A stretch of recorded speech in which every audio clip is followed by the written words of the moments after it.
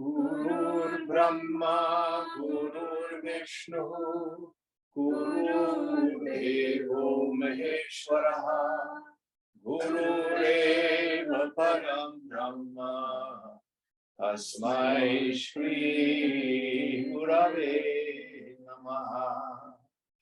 Chinmayam Vyapyat Sarvam Trailokyam Sacharacharam Tatpavam Darshitam Yena Tasmai Shri Gurave Namaha. Tvameva Mata Pita Tvameva Bandhusya Sakha Tvameva Vidyadratam Tvameva Sarvam Mama Deva Deva Tvameva Sarvam Mama Deva Deva.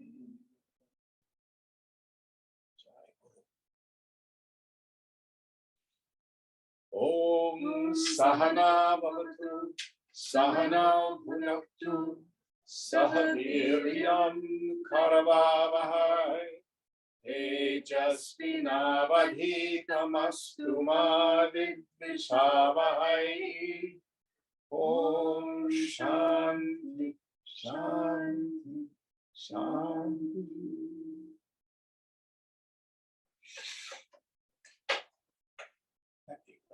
Men's room real quickly.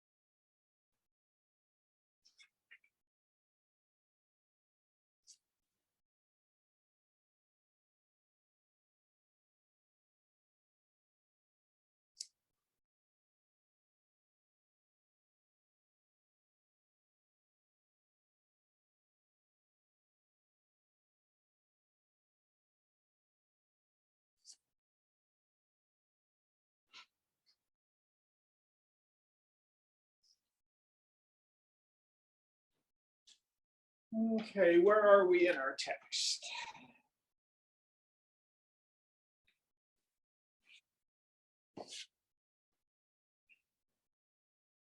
I think we're on verse 53.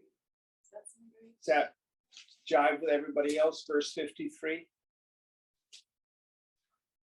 Yeah. All right. Will you help us out, please? Sure. Can everybody in Zoom land hear us? Yes. Okay. Yatra jnanabdha veda vittarastra pashyati atmatvena yada sarvam netarastra chanvapi.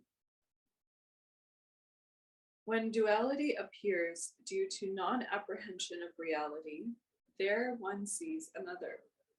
When everything is known as the self, there one does not perceive another in the least. Yes. So the idea here is that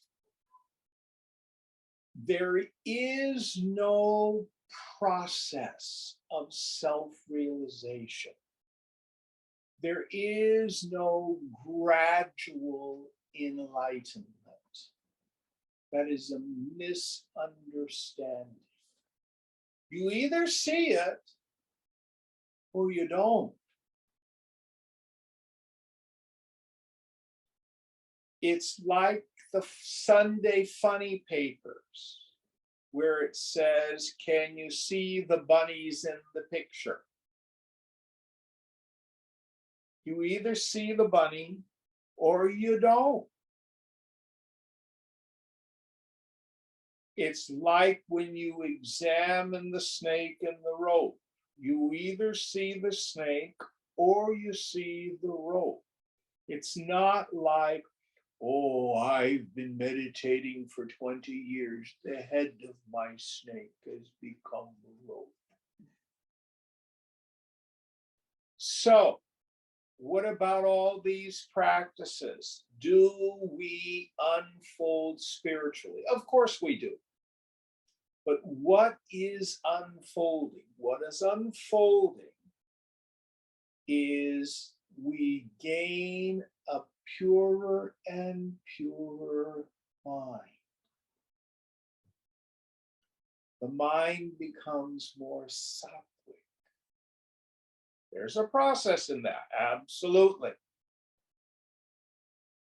But when the mind is pure, when it is clear, then you see it. And that's instantaneous. That you either see it or you don't. If we don't see it, meaning there's still vasana, then a varana shakti, veiling power. I have the non-apprehension of myself nature. Then the subsequent vikshepa shakti, projecting power. What is it that the mind projects? It projects jiva bhavana. I think I'm a person. And that the world of name and form is material and real. Those people, places, things, and conditions are serious business. And obligatory action. I have to go from point A to point B in order to be happy. If we see what's going on, we see that jiva bhavana is essentially illusory. The world of name and form comes about like the elements of the dream. It's only imagination that appears real. And there's nothing to do to fix myself.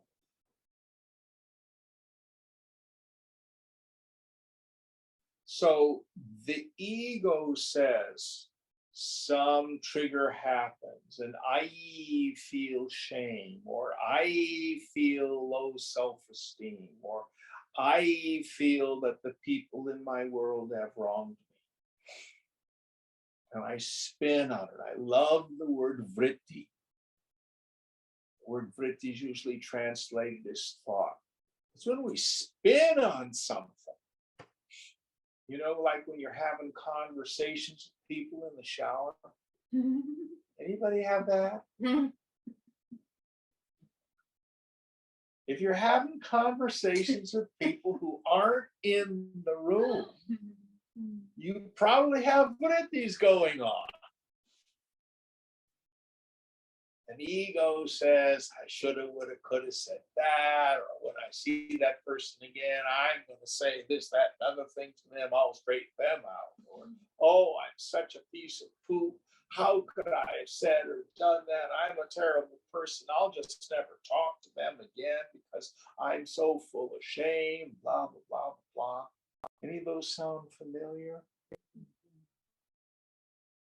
And yoga says, if you can, stop. Remember who you are, aham brahmasmi.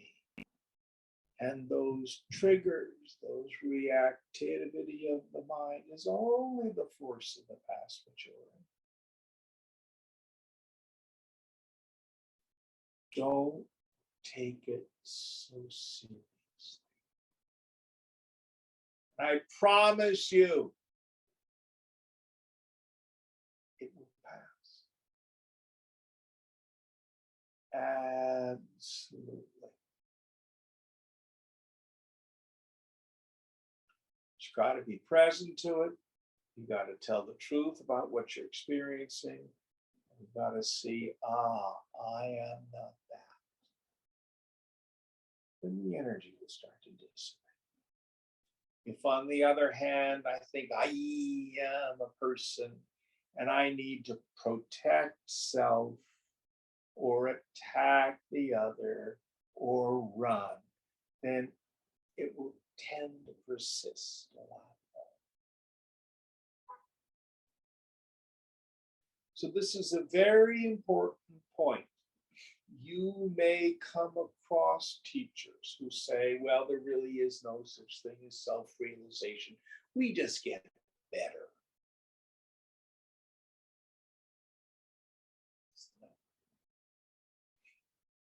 It's real.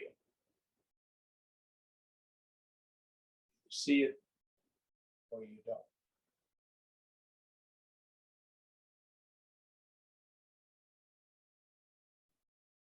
That doesn't mean there's not a process. The process is the preparatory work. All of the preparatory work is only to achieve a sattvic state of mind. And Shankara, in another work in v54 will say, success in spiritual endeavors is entirely due to the degree of the qualifications of a fit student, being adhikari. Once you're a fit student, it happens. Any thoughts on this? All right, next verse.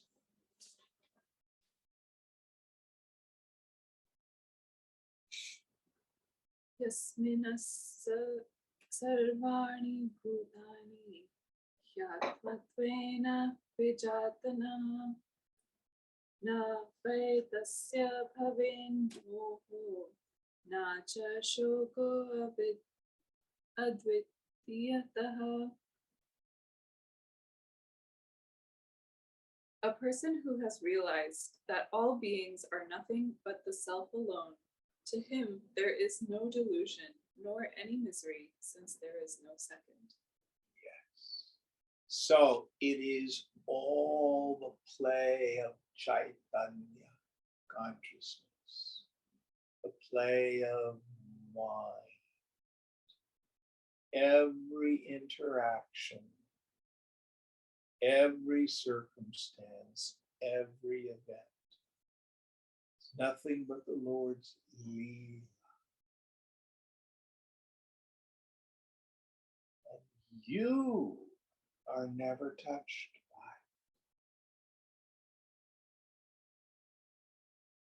by it. And the self in everyone else is really never touched by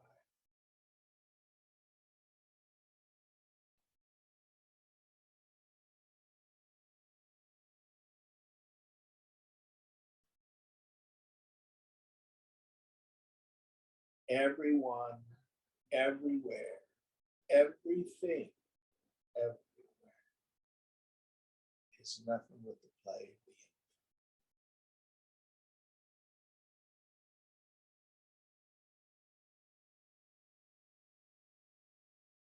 It's all going to work out.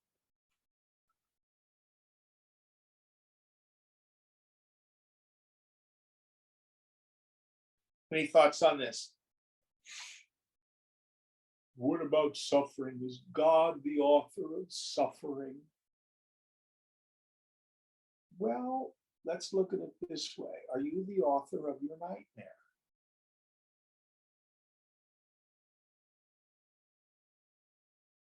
Which is more you, the pleasant dream or the nightmare?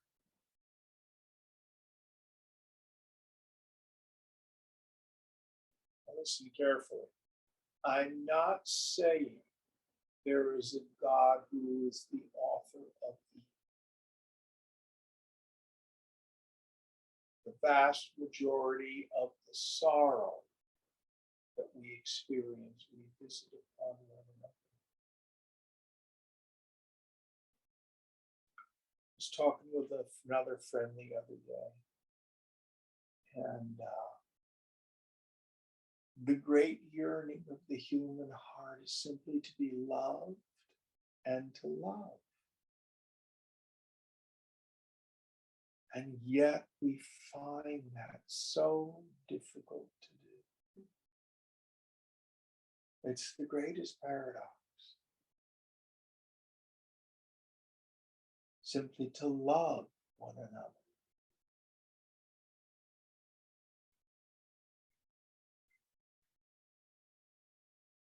But because of ego, because of spiritual ignorance, we're fearful. Because we're fearful, we fight, we protect, we defend, lash out, we run, we shut people out.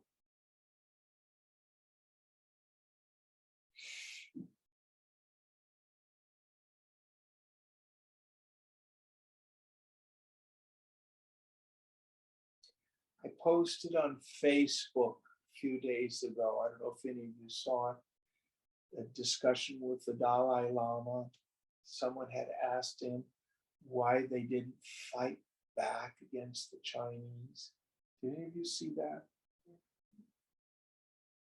This guy said that someone was just swung his legs. Said, fighting wouldn't have solved the problem. And if I were to have fought, then the battle would have been inside me.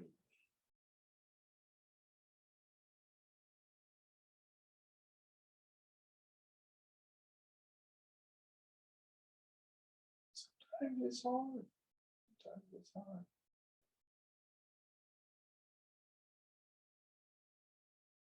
All right, next verse.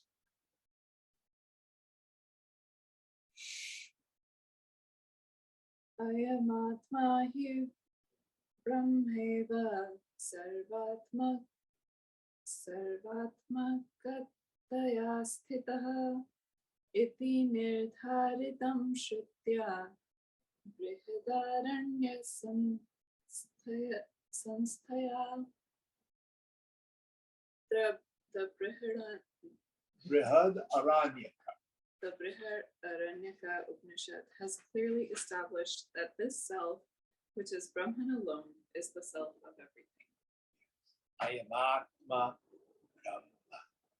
One of the great Mahavakyas comes from Brihadaranyaka Upanishad, which is, by the way, the Upanishad that Shankara quotes the most. It's huge, big, thick one. Swamiji did not comment on that one. So, as Shankara is wont to do when he establishes a point, he'll go through the meaning, the logic, etc. Then he will say, and. Scripture says it. I am Atma Brahma. Remember the first Mahavakya we look at. Prajnanam Brahma. Brahman is consciousness. Where is it? It is both transcendental and immanent. It is beyond the beyond the beyond the beyond. It is the context in which the universe takes place. Krishna in the Gita says, in one small portion of my infinite being. It's teeny tiny, is the entire cosmos. But it's also immanent, meaning it pervades the entire creation. Where do I find it? On top of a mountain, under the sea, in the forest. It is closer than hand or foot. It is closer than your breath. It is closer than your innermost secret thoughts. It is your very self. I am Atma. Now, I peep out of my eyes and I see the room from my viewpoint. Each of you see the world from your viewpoint. It's different. I am aware of my body. You are aware of your body. Different. I'm aware of my thoughts and feelings. You are aware of your thoughts and feelings. Different. But when I look behind my eyes and notice the noticer, all that is there is Chidakash, the space of pure awareness. And when you look behind your eyes and notice the noticer, all that's there is that vast, empty space of pure. The self in me is not like the self in me. The self in me is the self. There's only one of us here. I'm alone, solitary.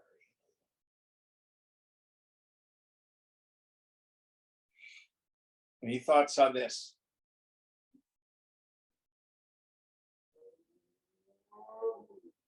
Next verse.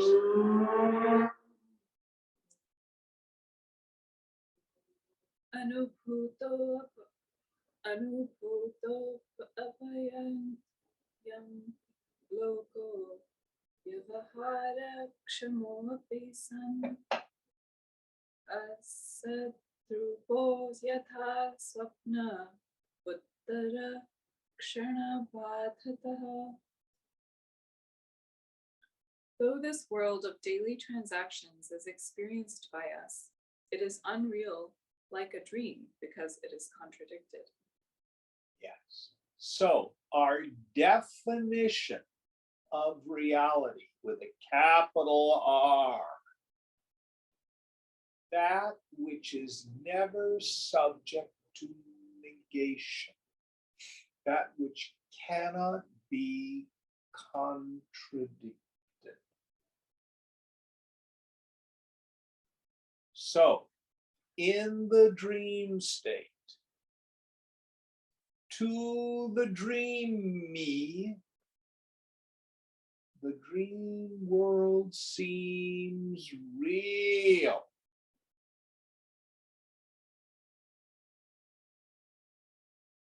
But when I wake up, I no longer think the dream was real. How did I determine that? It was contradicted. It was subject to negation. I was in the dream world, and then I wasn't. Deep sleep. I was deeply sleeping, and then I woke up. The deep sleep state was subject to negation. Listen very carefully. This is the great trap.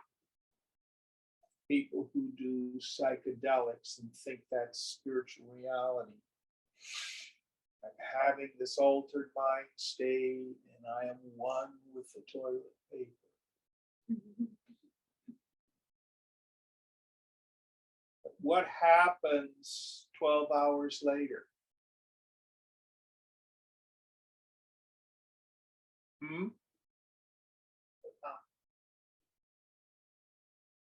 I didn't hear what you said. 12 hours later, I was half forgotten. It was gone?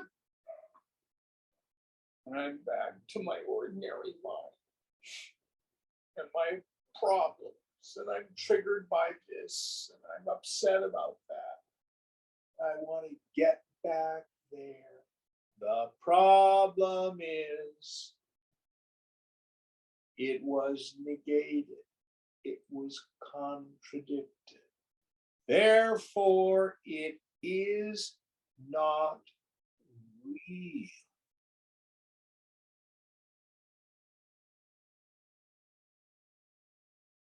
What is it that's real?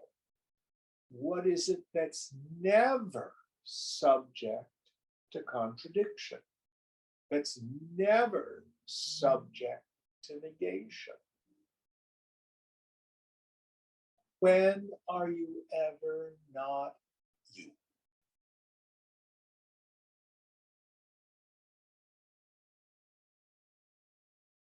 Now listen very carefully. Part of the challenge of self-realization is I'm looking for some sort of fantastic experience. Ooh, I want to have super samadhi. I want to be blasted into the fourth dimension. And I will see, and then I, Jim, will know. I want to have an experience. Think if it doesn't exist in the beginning, and it appears to exist in the middle, and it doesn't exist in the end, then it was not real by our definition of reality.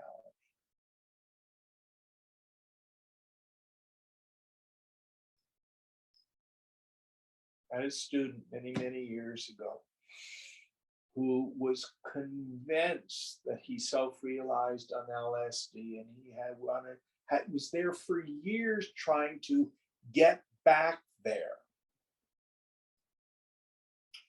Not saying what he experienced wasn't very blissful.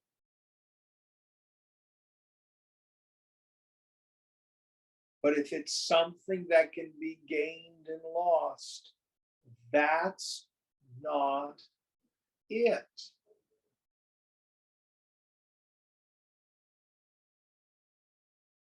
Again, listen here.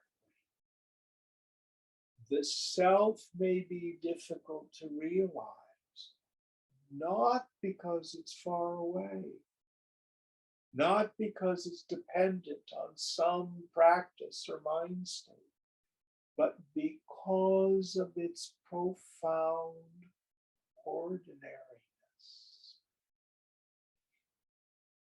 When are you ever not you? Now, let me see if I can give a worldly example. In the old-timey days, back in the 70s, we used to have these things called Samadhi tanks, which were self-deprivation tanks. Have you played with any of these? No, but I want to, and they still exist. Pardon me? I haven't, but I want to, and they still exist. Okay. So what they do, you're in this enclosed thing, and you're floating in water that's 98.6. It's body temperature. There's no sound, no light, no nothing. When people are in that environment, all of a sudden you can hear your own heartbeat. Love, love, love, love. Now, Did the Samadhi tank create the heartbeat?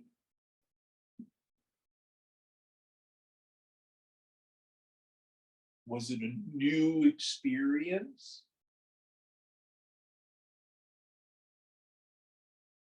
But because of all the other distracting phenomena, I didn't notice it. Everything had to become very quiet for me to be able to notice sound of my own.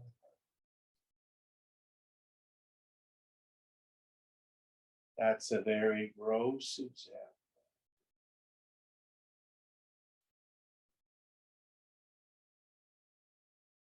Meditation is your own interior self-deprivation tank. I withdraw my senses, need my attention from the outside world. Withdraw my attention from thought and feeling and memory.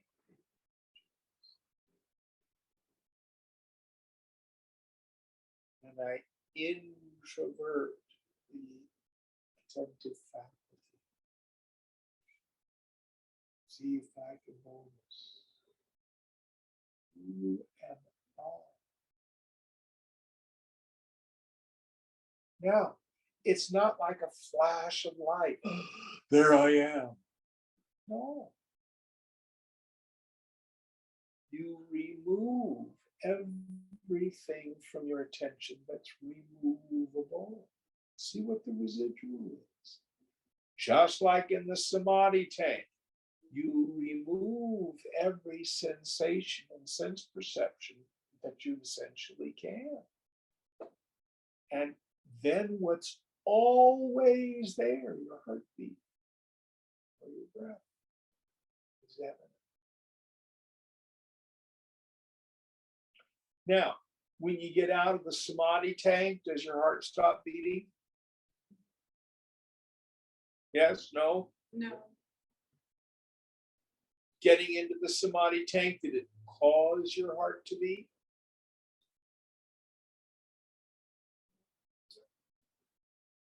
Same with yourself.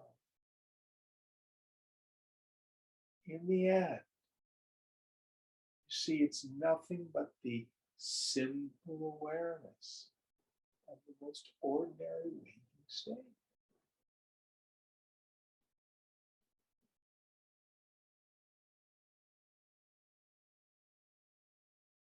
But I'm confused.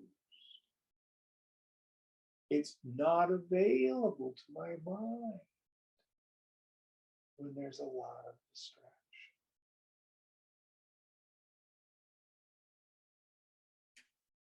What is it that is never contradicted? What is it that's never subject to negation? What is it that's nityam, eternal? Meaning, I always experience it. Experience falls short. That's not a, the words won't. I'm always eyeing.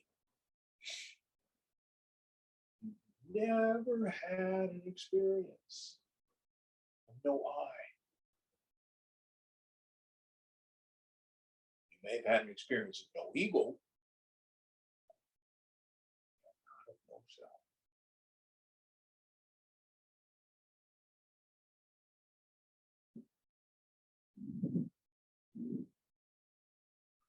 So, if it has a beginning and an end, if it occurs in time and space, if it has qualities or characteristics, if it can be negated or contradicted, meaning it wasn't there in the beginning, it was there in the middle, and then it's not there again. That isn't it.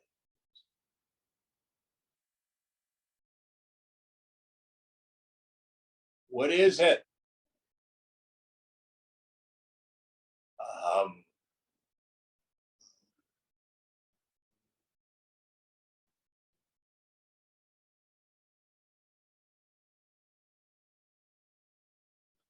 Any thoughts? All right, next verse. Swapno jagarane likaha swapne api nahi jagaraha Dvayameva laye nasti layo api yubhayornacha.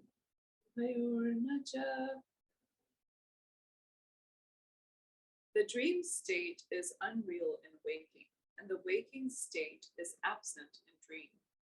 And again, these two states of waking and dream are totally absent in deep sleep. This deep sleep state is not available either in waking or in deep dream state. So here he shows and illustrates what he's saying by contradicted or negated. So the waking state, in the waking state, the dream state, the deep sleep state is not available for perception. I have only memory. In the dream state, the waking state is not available. The deep sleep state is not available. In deep sleep, the waking state is not available. The dream state is not available. Mind you, when we say dream state, there we mean any altered mind state. Now, this is very subtle stuff. When people come to class and we work the knowledge, they're high. Samadhi. It's very blissful.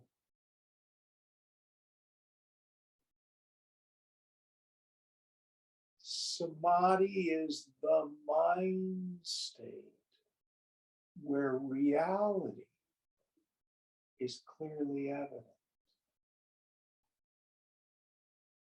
Samadhi is a mind state. That's not it.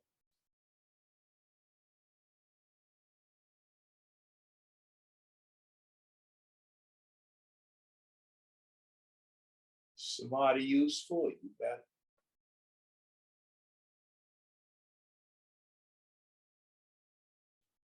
But only if it reveals the truth. Doesn't it always reveal the truth? That's a very good question. We've just been through a section on Thursday nights in Tripura Rahasya, where we're talking about what are called momentary or fleeting samadhis. And in that text, the way they describe it is technically, any time the mind is free from vimarsha, deliberation, mentation, that's samadhi. People experience fleeting samadhis all the time. I think our modern language is somewhat spaced out. You know, they're not here, but they're also not thinking. But the problem is, first, if they have no Aparoksha jnana, indirect knowledge, they have no jnana, understanding. Most importantly, if when the mind goes into samadhi, the attentive faculty is extroverted,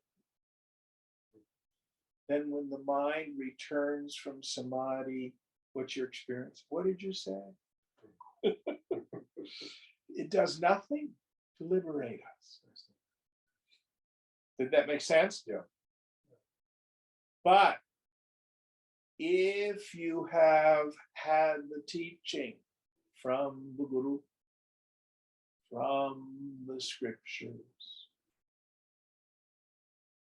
these momentary samadhis can be useful because you notice, because you're attentive, when your mind stops.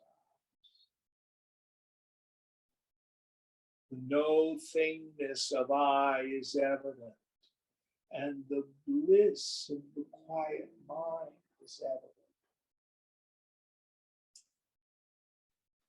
Personally, I experience it a lot when I'm at a concert where a really top level musician is performing. And frequently, when I went to see, for example, Jonas Kaufman, he would sing a song and it was just transporting. And at the end of it, there was just this deathly silence. Then the applause breaks out. Have you ever had that experience at a concert? That little moment after the singing or the playing is done, before the applause, people aren't thinking. But because their attention is extroverted, what is their knowledge? When the mind returns, oh my gosh, Kaufman was brilliant. The bliss I feel was from his singing. Rather than same event, the mind comes back and says, dang, he just stopped our minds.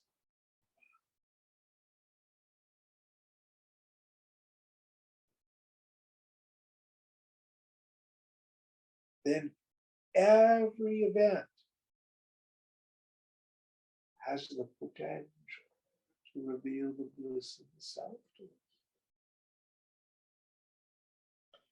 Krishna will use the language in Gita, jnanam vijnanam cha. Jnanam meaning understanding. Vijnanam meaning direct experience, wisdom. Two have to come together. Excellent question. Does that make it a little clearer? Yes, yes. Yes, people in fleeting or momentary samadhis don't realize what, have no understanding of what happened or what they're aware of. But if the mind has been prepared through the study of the scripture, through satsang with the Guru, then when this event happens to the mind,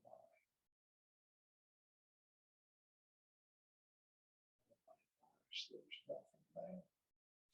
Now, the simplest and most powerful technique that we have to put the mind in samadhi is usually subject-object discrimination. I can remember I have a student who was raised as a Baptist, white guy, no exposure to Eastern thought at all. Wanted to learn to meditate. So in our third meeting, I just had the intuition. You know how I start. Do you see this is again subject-object discrimination. You are not what you see. You're the one seeing it. You see the candle? Yeah, you're not a candle. Oh yeah, I get it. You go through the senses. Then the body. You are not the body. You are not the feelings. You are not the thoughts. And this mind was receptive to a little bit of the Shakti. So now Who is it who knows the thoughts? Space between thoughts of this of energy. Oh.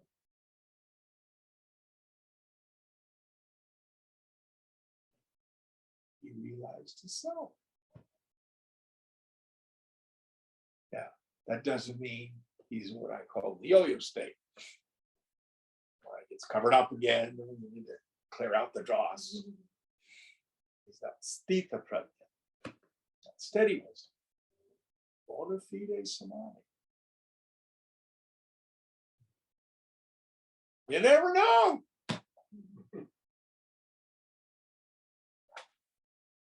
And again, don't chase samadhi. Be focused on who am I. Don't make samadhi your goal. Make knowledge of yourself your goal. Otherwise, that becomes another object of desire that can rack people for years. Oh, I want to have samadhi. I want to have samadhi. Maybe not for that.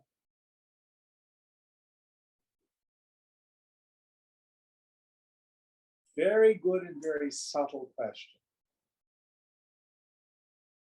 Anybody in Zoom land want to comment on that?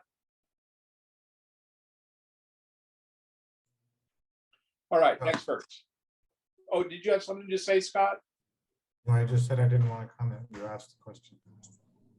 Yes, a little louder. It's hard to hear you today. You asked if anybody wanted to comment, and I said no. Okay. Next verse. Trayamevam bhavon mithya gunatraya vinirmitam asya drishta gunatito nityo hyeka shidatmakaha.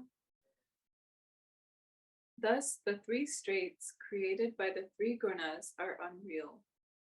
The real witness, who is beyond these gunas, is the one eternal consciousness. Yes. So in Sankhya philosophy, the idea is when the three gunas are in perfect balance, nothing happens. When they get out of balance, creation happens. We think of the three gunas as tamas is the deep sleep state, rajas as the dream state, sattva, the waking state, and they mix. We have what's called the division and recombination of the gunas. All this is covered in depth in Viveka-Chudamani. But in Gita, Krishna says something very interesting. He says, "O Arjuna, be you vigunaihi. Be you ever beyond the gunas." Then he says, "and always remain in the sattvic state." Well, that seems like a contradiction in terms. Sattva was one of the gunas. How can we be beyond the gunas and be sattvic at the same time? That doesn't make sense. And we have to understand what is it that is of the gunas and what is it that's beyond the gunas. So the gunas, waking, dream, and deep sleep, as well as sloth, activity, and clarity, is just the play of the mind. I am ever the witness of the mind. Now, if you had a bad day this past week, you are still the witness of that triggered or upset mind. So what? I'm suffering. That's why Krishna says, and remain in the sattvic state. Because the problem is not the self. The problem is my stupid mind. My mind wants to be happy from the moment I get up in the morning to the moment my head hits the pillow at night. The only thing I'm engaged in is an attempt to find the good and avoid misery. Every action I take is for that purpose. The doubt is, where is the good? I will tell you where the good is. The good is the sattvic mind.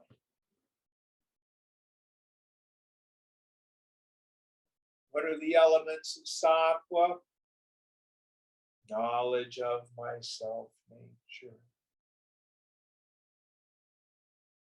Clear understanding of the unreality of all phenomena.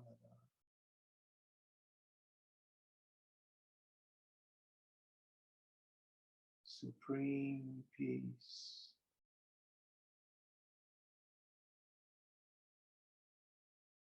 Complete detachment.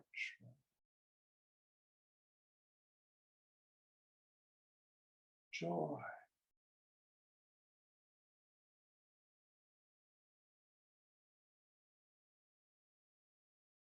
Where does it go when you go to sleep? Gone. It's a mind state.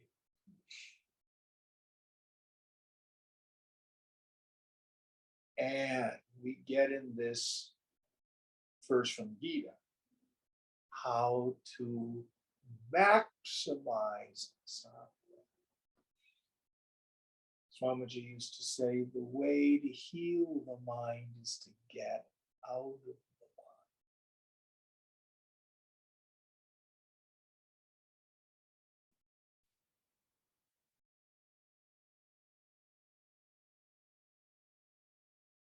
He would say, shut up and get out. People in the back of the satsang. He wasn't asking us to leave the satsang hall.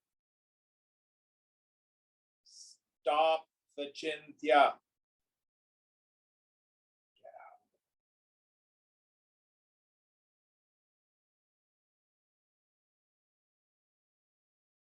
Drop the mishagas. Craziness. Get out of it.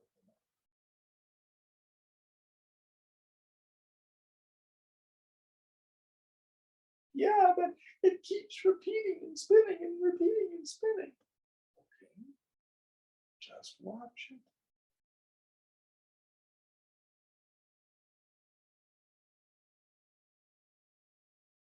Don't feed it. Just watch it.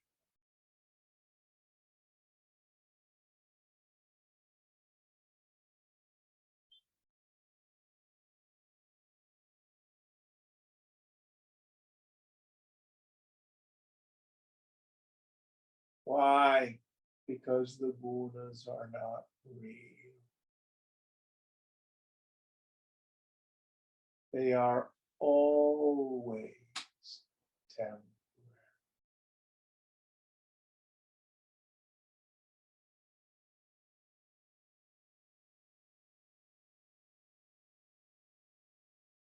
Oh, Jim, I had such a great day yesterday.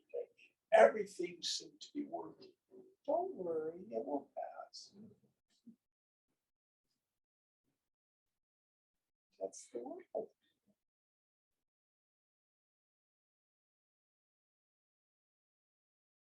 Oh, I had such a crappy day. I can't tell you. Don't worry. Thanks.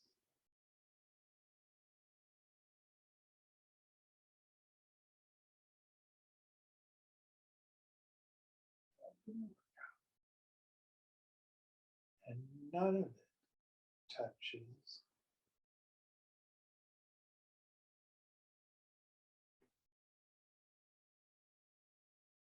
All right, next one.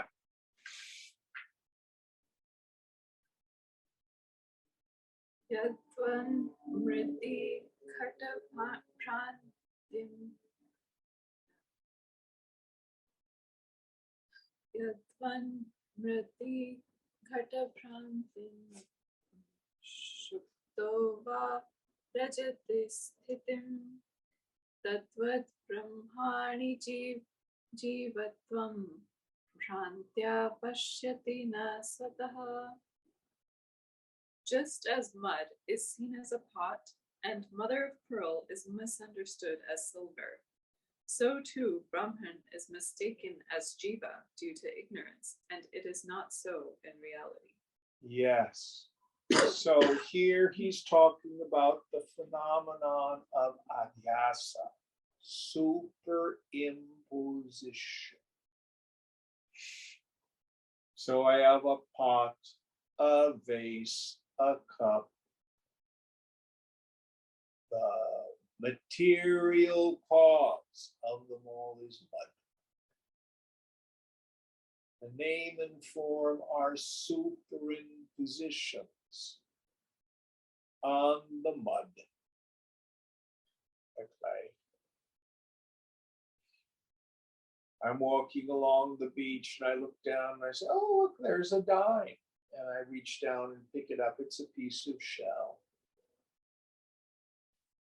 The dime was a superimposition.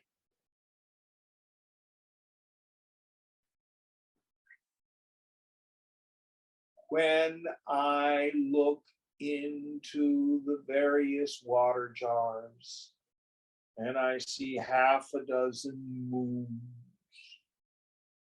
am I really seeing moons or am I seeing a reflection? Oh, moons up there. Likewise, I perceive shadow cells, phony cells, all these different people.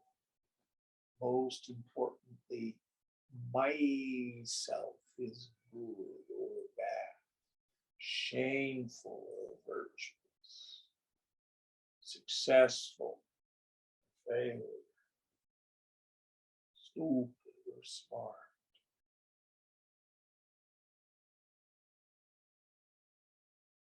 And I attribute to myself the qualities of the not-self.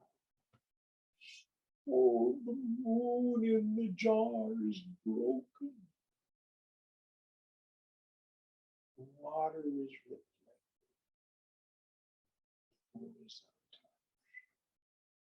Likewise, I am just fine. It's only the mind reacting. That's all there is to this jiva, this ego. The substratum of the jiva is Brahman. Now listen very carefully.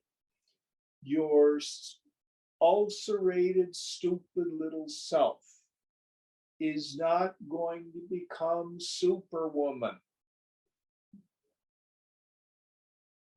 You're not going to change from, I was the piece of poop into powerful me. No. What you will see is the unreality of any personal sense of self. Oh, I must not be very spiritual. I reacted to my husband. Was I reacting?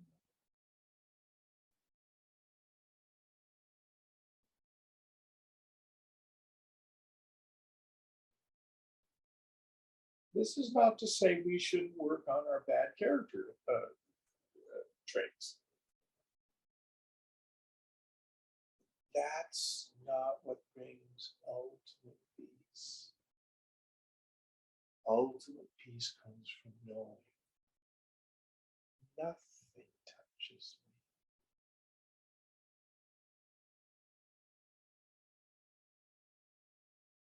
me. In v54, in Shankara's description of vairagya, detachment or dispassion, that desire to give up all attachments to all sense experiences, enjoyments gained through the sense objects, and that desire to give up all forms of self, starting from the body up to and including the form of Brahma, the creator.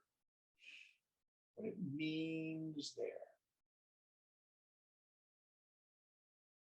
It's not about trying to become a powerful, bigger, more spiritual person.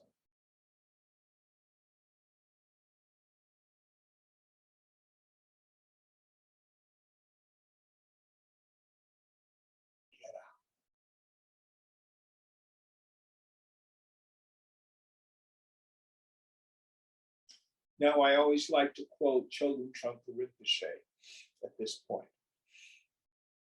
He says, we Buddhists who absolutely deny the existence of any permanent self are seen to be working on ourselves harder than anybody.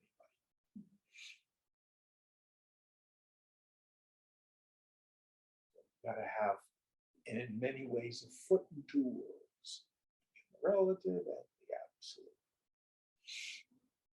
But know that improving the human personality is like trying to count to the highest number. The mark of the jnani, a person of wisdom, is the shift in identity. Away.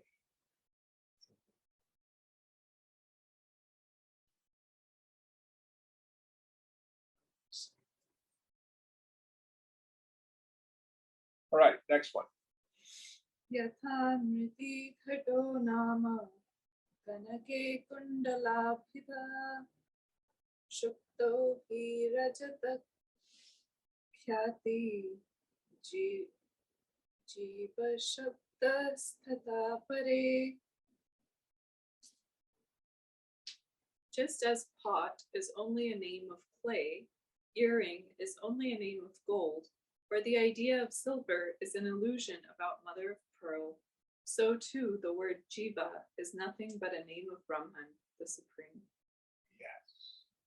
So one of the things that's very cool, if you seriously inquire into any level of being, of manifestation, it will resolve itself into Brahman.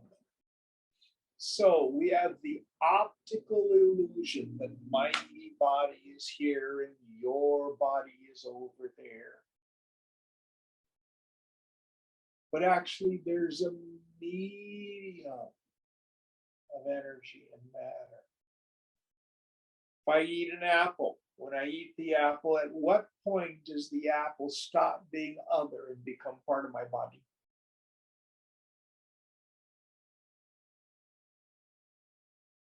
My breath versus your breath versus dinosaur breath.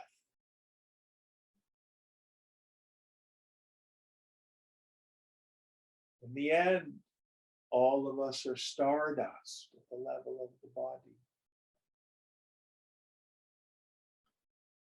When I inquire into the mind, I can't find a thing called my mind.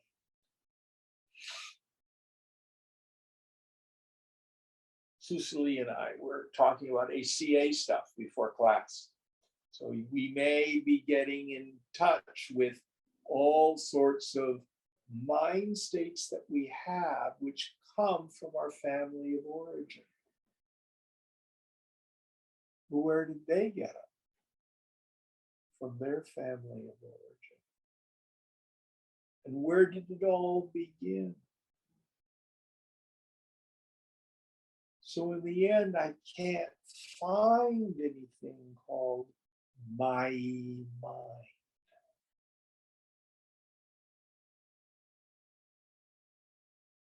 Some negative thought goes by.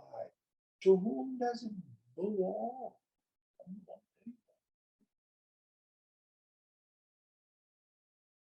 Nobody there for it to belong to.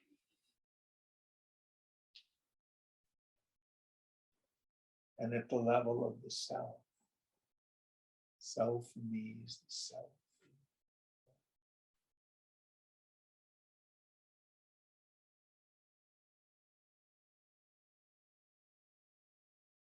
Otherness is an illusion.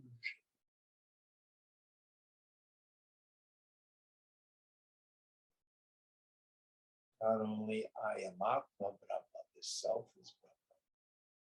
Sarvam Kalvidam Brahma. All this phenomenal world is verily Brahma.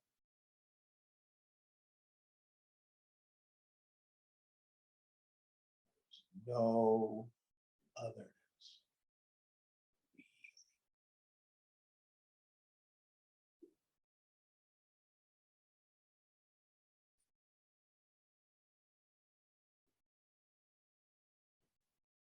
All right, we'll quit here today. Om Purnamada Purnamidam Purnat Purnamudachyate Purnasya Purnamadaya Purnameva Vashishyate.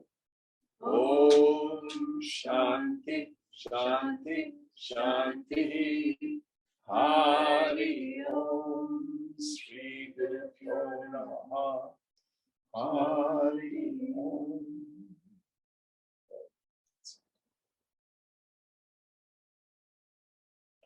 What verse are we on for next week? 61. 61. 61. All right. Thank you all. Thank you.